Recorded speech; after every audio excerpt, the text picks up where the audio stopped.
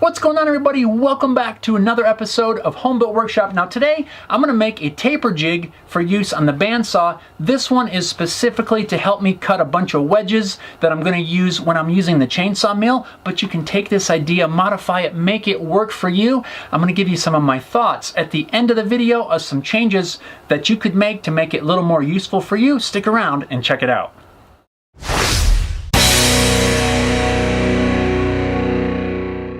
I have recently gotten into milling up logs using an Alaskan chainsaw mill. I have been enjoying this process and I look forward to doing a lot more milling. Now when you're milling with a chainsaw, it's possible that the slab you're cutting can pinch the bar of the saw and cause it to bind up. So you just use some wedges and you slide them in the kerf of the saw, and that keeps the piece from pinching the bar. Now these are just some that I've rough cut on the bandsaw out of some white oak, and they work really well, but I want to be able to make a few more and also be able to keep the results a little more repeatable. So I thought we would build a nice little taper jig, very simple for the bandsaw. This jig is going to be really helpful for other projects as well, although my intended use at the moment is to make a bunch of these little wedges. I found some scraps of 1/2-inch plywood. I think that's going to work out really well. This doesn't need to be a really fancy jig. It's not even going to be really all that big, just large enough to make some small rip cuts on the bandsaw. So let's get this thing done.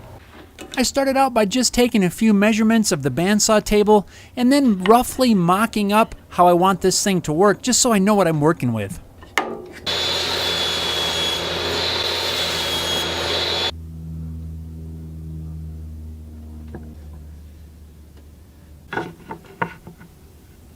It's important while gluing these pieces together to make sure it's nice and square.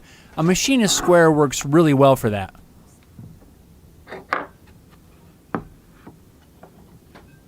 Once the glue is dry, I can work on the pivoting piece of this taper jig. I'm just going to attach it with a hinge that I had laying around. With the piece in place, I can mark off where I need to trim down the length.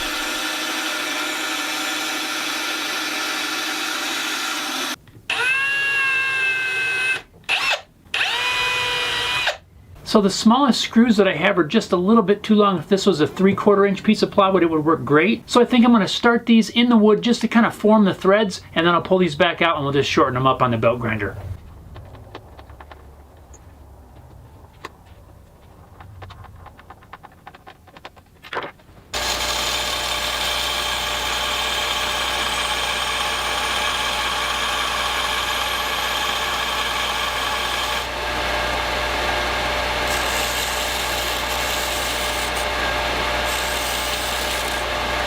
Perfect.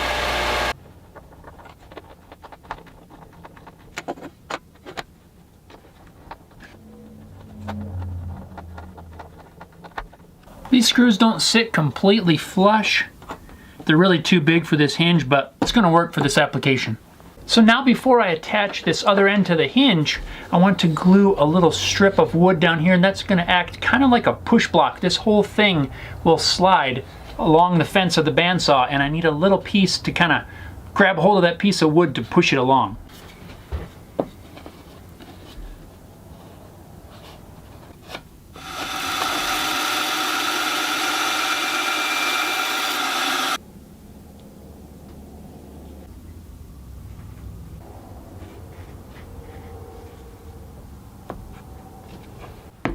I want to make sure this piece is square as well, so I'll adjust as necessary.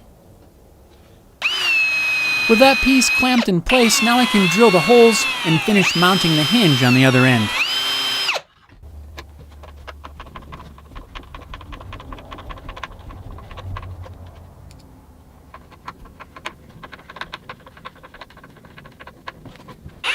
And now, using a drill bit that's about the size of a 1/4-20 nut, I'm going to drill a little recess where I'm going to be able to sink a nut down into.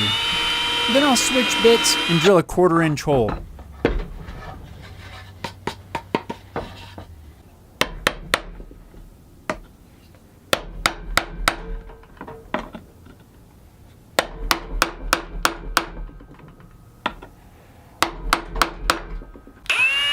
I'm going to add a spring to the end just to keep some tension on the piece. Now I'll drill the holes for that.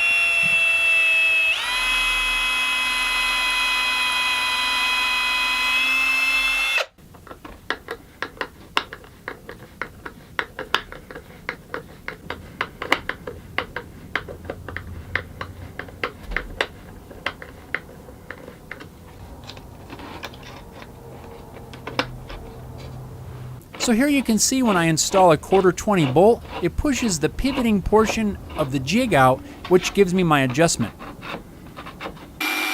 Now I'm going to cut a slot in the bottom of the piece. This is going to give me support for the workpiece on either side of the blade. My thought here is that by having support on either side of the blade, it would support the workpiece and prevent it from being pulled to the side by the blade.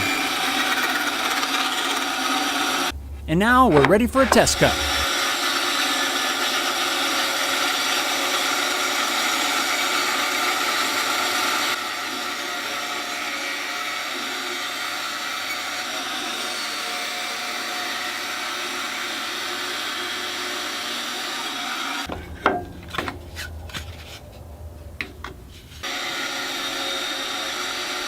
Right now I have the jig set up to work with 3/4 inch stock, but this white oak that I'm using is 1 inch, so I've got to cut a little sliver off.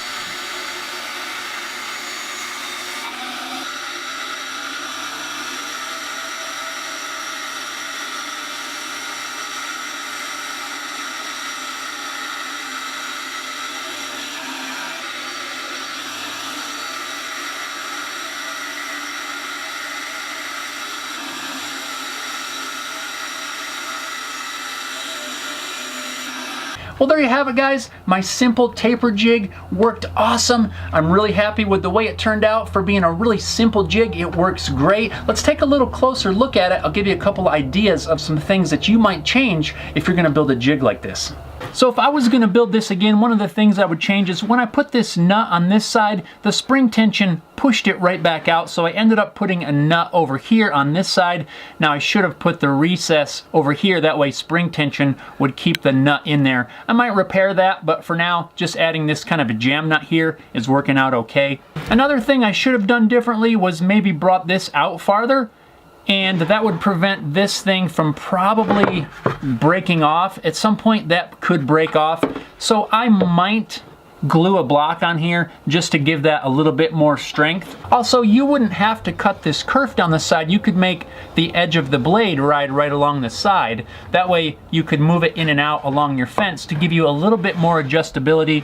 By cutting that kerf in here, it kind of limits my adjustability some, but I wanted to have a little bit of material on either side of the blade to support the offcut. Now that may or may not work for your application, but just keep that in mind. You probably need to give a little bit more meat down here at the end just to give it a little more strength. One last thing to keep in mind, if you are going to use some sort of a bolt adjustment system like this, make sure that it is high enough to clear the fence on your saw. If I put it down here, I wouldn't be able to ride this along the saw on my fence. So make sure that you put this at the right height where you can work around the fence of your saw. One other thing you could do is cut a runner and make it work with the slot in your bandsaw, if your bandsaw does have a slot, or even possibly make it ride along the edge of the table. You could put some sort of a fence so that it sticks down there. There's a lot of different things you could do to make it work with your need and machine. So thanks a lot for watching, guys. I hope you found this helpful. I hope this gives you some ideas and some things to consider if you want to build a little jig like this. Really is handy to have around, and I'm definitely going to get a lot of use out of this. So thanks a lot for watching, guys. We'll see you next time.